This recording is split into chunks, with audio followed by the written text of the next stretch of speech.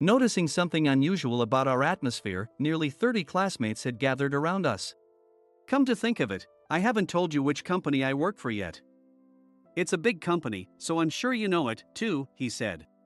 My classmate Tom made a grand introduction, telling Emily, who was with me, the name of the company he works for. With about 30 classmates listening, he might have felt more confident. After talking loudly about himself, he suddenly turned to me and called me out. "John, were you surprised to hear my company's name? If you're jealous, you should start job hunting and work for a better company." His rant attracted even more people. Watching this scene, I felt a sense of nostalgia. I remembered how, back in middle school, everyone would gather to protect Emily from Tom whenever he teased her. Then they tried to calm him down. My name is John, a single man in my 40s. I've never been good at studying, but I always preferred creating things on my own rather than following orders. Even though this could have made me seem selfish, I was fortunate to have classmates who never treated me as a troublemaker.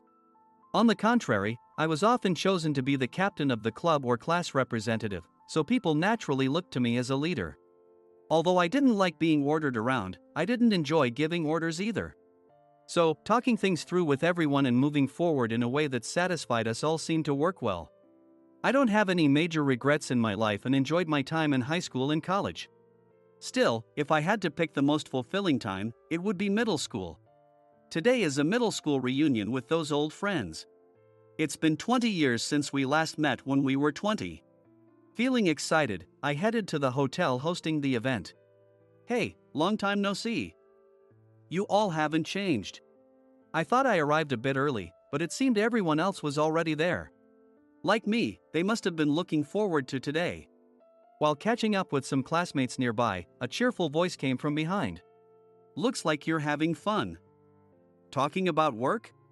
I turned around to see a familiar face. Dressed in a flashy suit with a luxurious scarf was Tom.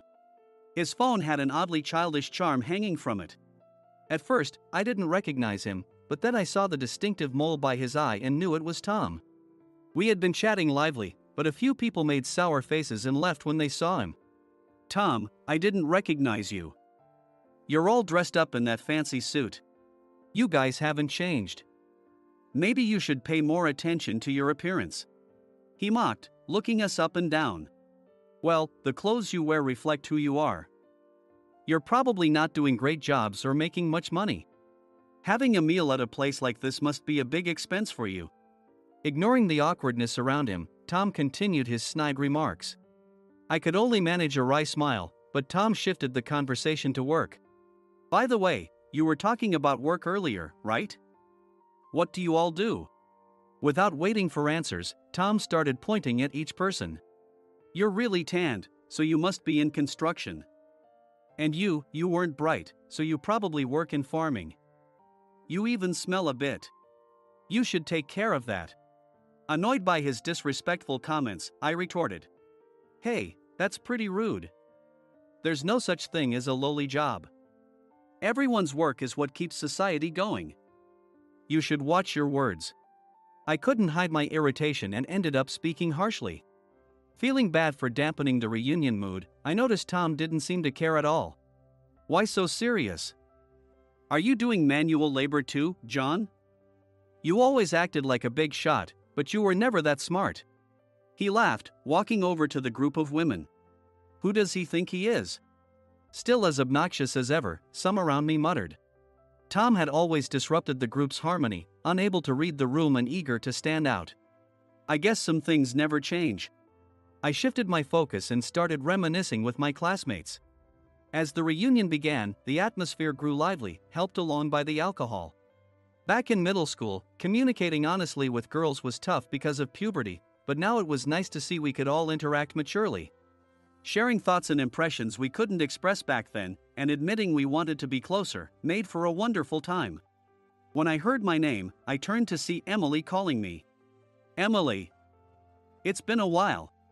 My voice got louder because Emily was actually my first crush. I wasn't the only one who found her attractive. She was the center of attention for many boys back then. Even after all these years, she looked remarkably youthful for someone in her 40s, with a mature elegance that made her even more captivating. You haven't changed at all, John, she said. Are you saying I haven't grown since middle school? As we exchanged lighthearted banter, I felt my heart race. My eyes were drawn to her hands, and I noticed she wasn't wearing a ring. So, is she still single? Not that I wanted to start dating her now, but knowing she was married would have stung. Even though it shouldn't matter to me now, I felt a strange relief seeing no ring, only to immediately dismiss my thoughts. Many married people don't wear rings. Given how attractive she is, she must have a wonderful husband and a lovely family. I wanted to ask about her husband but felt it was too intrusive. However, Emily asked directly, "Aren't you married?" I mistakenly thought she was interested in my marital status. Like her, I wasn't wearing a wedding ring. I quickly realized my silly assumption. Her question seemed purely polite, with no deeper meaning. Feeling a bit despondent, I replied, "No, I'm not. You might remember, I never had a girlfriend in middle school. Everyone had bad taste." I tried to sound humorous, smiling at her. Despite what I said, I wasn't unpopular with girls. Though I never had a girlfriend, a few girls did ask to go out. I never dated anyone because I genuinely loved Emily. Even seeing my friends with their girlfriends, I couldn't bring myself to date someone I didn't love. Maybe you were popular back then, but it was like how fast runners are popular in elementary school, she joked. Though said in jest, being compared to an elementary school crush was a bit disheartening. Sure, young love often revolved around looks, athletic ability, and social status. Yet, hearing this from still charming Emily made me feel somewhat rejected. Perhaps my feelings showed on my face. Emily quickly backtracked. "You didn't take that seriously, did you?" "Just joking." "Same as before, you were so earnest." Whether she meant it or not, her reassurance eased my mind. As we continued chatting over our meal, Tom interrupted again. "Emily. There you are. Hanging out with John must be boring. Come chat with me." Tom, the annoying guy, had arrived. He motioned for me to leave. Though I enjoyed talking with Emily, I figured she'd rather socialize with others, even if it was someone like Tom. Glancing at Emily, I saw her looking troubled. "John, go away. Aren't you starving? Go fill up while you can." Tom sneered, pushing me aside to sit next to Emily. She looked mildly annoyed but listened to him anyway. "I recently got promoted to management. Top guys always rise fast. It's just a different level of competence from everyone here," he boasted to Emily, who responded with polite nods. I watch and wait for the right moment to step in and help with the childish communication. Noticing the unusual atmosphere between the two, nearly 30 classmates had gathered around. "By the way, I haven't told you what company I work for yet, have I?" "It's a major company, so I'm sure you know it, Emily." Tom made a big deal of announcing the name of his company. Hearing the name, Emily looked at me in surprise. Tom must have known I was nearby. With about 30 classmates listening, Tom seemed to grow more confident. Raising his voice, Tom started talking about himself. He bragged about his high salary, the prestigious company he worked for, and how insignificant the rest of us were. Completely ignoring the worsening atmosphere. Then he turned to me and called me out directly. "John, were you surprised to hear the name of my company? If you're jealous, why don't you start job hunting and get a better job?" Tom's ranting drew even more people. Watching this scene made me feel nostalgic. I remembered how in middle school, everyone would gather to protect Emily whenever Tom tried to bother her. And they started to speak up against Tom. There he goes again, trying to feel superior. Yeah, he cornered me about my job and salary earlier too. Why is he picking a fight with John, anyway? Their complaints reached Tom's ears. Annoyed, he turned to me with a threatening attitude. People's worth is determined by the company they work for and how much they get paid. You can't stay on top forever just because you were cool in middle school. Hearing Tom's absurd statements made me feel embarrassed for him. He needed to be put in his place. "So, which branch do you work at? I'm starting to worry about your competence." "What? What are you trying to say?" While Tom looked puzzled, our classmates laughed at him. I wasn't boasting, but we had been sharing our work and family situations, so they understood the point of my question. Tom looked ridiculous, and it was hard not to laugh. Why does it matter which branch? It doesn't make someone better if they work at the headquarters. What matters is the company you're in. Then Tom suddenly exclaimed, "Oh, John, are you trying to claim that it doesn't matter what job you have, but you care about being at the headquarters?" Pathetic. His misguided remark caused a burst of laughter. Realizing something was off, but still not fully grasping the situation, I decided to clarify for him. It's not that the headquarters is superior. I respect those at the branches who contribute to the overall success. But I brought him back to reality. Someone with your attitude could tarnish the company's image. One person can cause a lot of damage. I tried to explain, but Tom didn't understand. His face turned red as he snapped back at me. "You're mocking me. No one at my company would care about a complaint from someone like you." His defiance stirred up the crowd, cheering him on. Tom's outlandish comments were energizing the reunion. "Hey, you should tell him the truth before he feels even worse later," Emily whispered to me. Tom's unintended entertainment was unexpected, but Emily was right. It was time to end this. "You know, the company you work for is the one I founded." "What? You're dreaming. There's no way you started a company like that." Further explanations seemed pointless. I was about to give up, but Emily showed Tom her phone screen. "Look, it's right here. If you're so proud of your company, you should at least know the names and faces of the executives." Thanks to Emily's evidence, Tom finally understood. Turning pale, Tom weakly said, "I didn't know. I might have misspoken, but could you forgive me for old time's sake?" Tom's sudden change in attitude made the onlookers groan with annoyance. The classmates satisfied and started to disperse.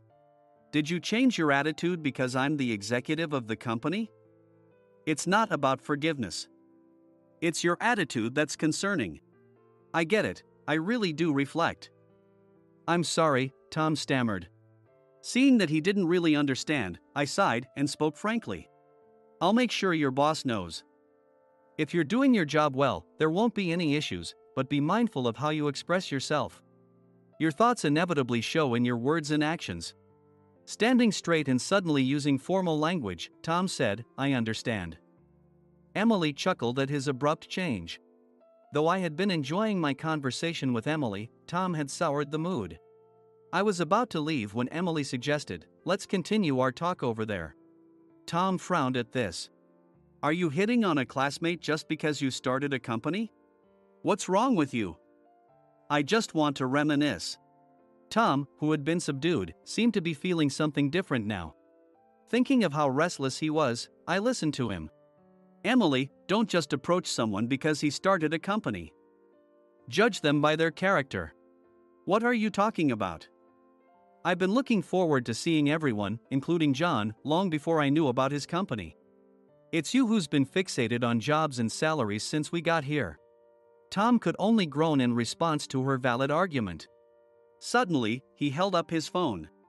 "I've kept this the whole time. It's the strap Emily gave me. Remember?" For someone flaunting luxury brands, it seemed oddly childish for Tom to wear. However, it turned out to be a gift from Emily during middle school days. Tom, full of anticipation, watched for Emily's reaction. Emily exclaimed, "Oh," and revealed a shocking truth. "I remember. I bought that on a trip in middle school. Yeah, I was so happy.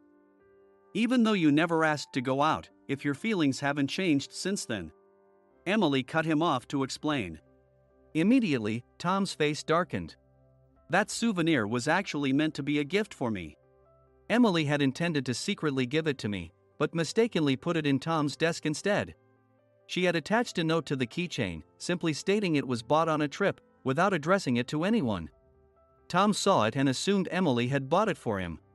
She wanted to correct the mistake, but seeing Tom proudly and mistakenly thinking it was for him made her too embarrassed to say anything. Hearing Emily's explanation, Tom looked completely dejected, staring at the keychain. I felt sorry for him, but then Tom said something unbelievable. "But you don't hate me, right? If you are okay with it, I'd be willing to date you." Judging by his comment, it seemed Tom was single like me. But Emily likely already had a partner. Emily vigorously shook her head at his suggestion. No way.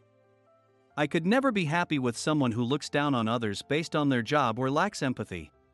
Her blunt response made me laugh, but Tom wasn't ready to give up. Come on.